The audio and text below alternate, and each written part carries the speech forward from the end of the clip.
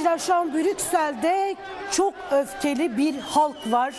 Bu öfkenin asıl sebebi, bu öfkeyi bu kadar artıran şey ise şimdi okuyacağım haberden siz de anlayacaksınız. HTŞ ve DAEŞ çeteleri şehitlikleri tarif ediyor. Şedadi yakınlarındaki şehitliğe giren bir çete üyesi tekbir eşliğinde şehit mezarlarını yıktı değerli izleyiciler ve dünya bunu sadece izliyor. Kürtlerin değerlerine saldırılıyor değerli izleyiciler. Burası Şedadi'nin güneyinde bulunan bir şehitlik değerli izleyiciler. DAEŞ'e karşı savaşta şehit düşen YPG ve YPJ savaşçılarıyla sivillerin naaşı burada gömülü.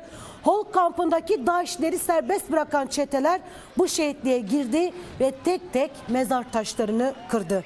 Tekbir getirerek Kürtlere hakaret ediyor, birer birer mezar taşlarını söküyor. Çeteler Şeyh Maksud'a girdiklerinde de ilk işleri El Şekif bölgesindeki şehitliği tarif etmek olmuştu.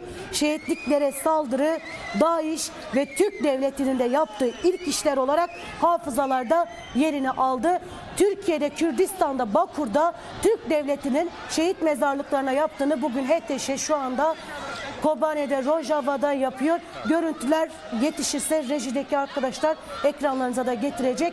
İşte bu haberleri duyan, bu bilgileri duyan halk Avrupa'da, Kürdistan'da, alanlarda öfkesini her yerde gösteriyor. Şu anda da büyük bir kitle, büyük bir halk, şu an binlerce kişi Brüksel'de eylem gerçekleştiriyor. Bu saldırıları kabul etmiyor, bu zihniyeti kabul etmiyor.